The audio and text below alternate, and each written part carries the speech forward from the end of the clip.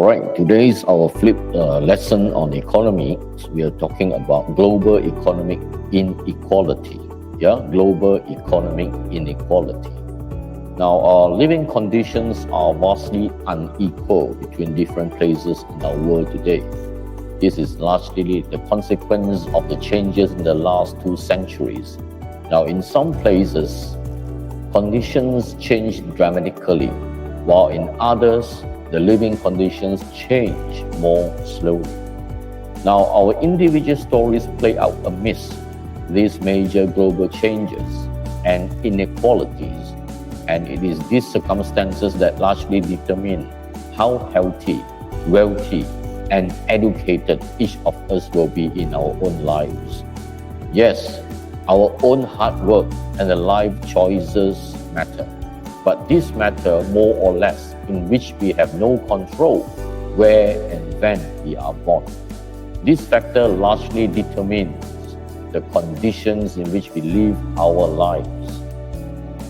Today's global inequality is the consequence of 2 centuries of unequal progress. Some places have seen dramatic improvements, while others have not. It is on us today to even the odds and give everyone, no matter where they are born, the chance of a good life. Now, our hope for giving the next generations the chance to live a good life lies in broad development that makes possible for everyone what is only attainable for a few today. It strikes many people as inherently unfair that some people are able to enjoy healthy, wealthy, happy lives, whilst others continue to live in ill health, poverty, and sorrow. For them, it is the inequality in the outcomes of people's lives that matters. For others, it is the inequality in opportunity, the opportunity to achieve good outcomes, which is unfair. Now, according to a famous economist in our century, Tony Atkinson, he said it very clearly: inequality of outcome among today's generation is the source of the unfair advantage received by the next generation. If we are concerned about equality of opportunity tomorrow, we need to be concerned about inequality of outcome today.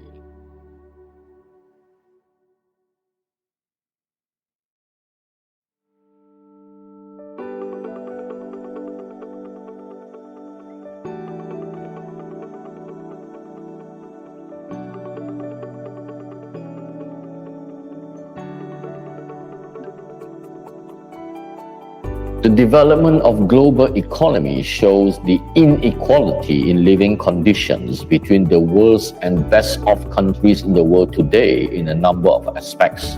Number 1, health. A child born in one of the countries with the worst health is 60 times more likely to die than a child born in a country with the best health. Now, for example, in several African countries, more than 1 out of 10 children born today will die before they are 5 years old. In the healthiest countries of the world, in Europe and East Asia, only 1 in 250 children will die before he or she is 5 years old. Number 2, education. In the countries where people have the best access to education, in Europe and North America, children of school entrance age today can expect 15 to 20 years of formal education. In Australia, which is an outlier, school life expectancy is 22.9 years.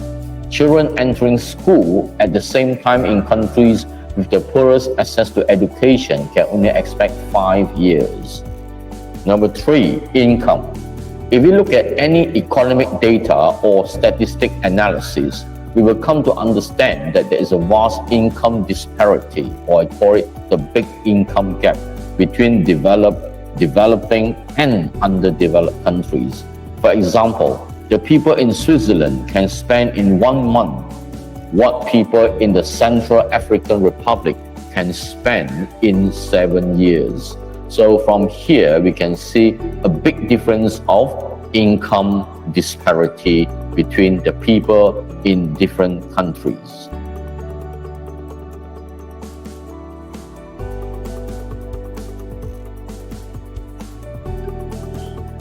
Now, what is true for inequality across countries around the world today is also true for change over time.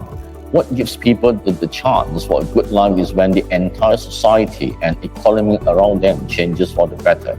This is what development and economic growth are about, transforming a place so that what was previously only attainable for the luckiest few comes into reach for most.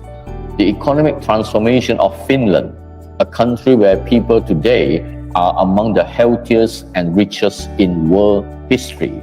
As Atkinson said, if we are concerned about equality of opportunity tomorrow, we need to be concerned about inequality of outcome today. The inequality, what we see in the world today, is the consequence of unequal progress.